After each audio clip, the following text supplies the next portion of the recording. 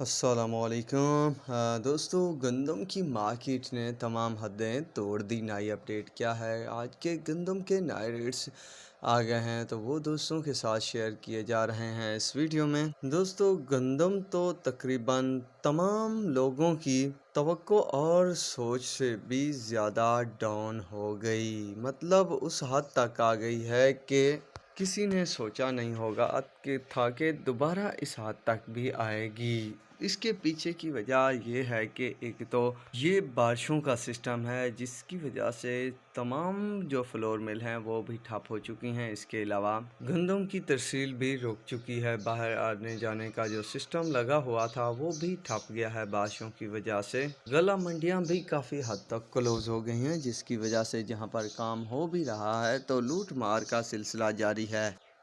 گندم ریٹس کی بات کی جائے دوستو تو ہارون آباد میں جو ہے 2530 سے 2550 روپے تک ریٹ بنا ہوا ہے فی الوقت۔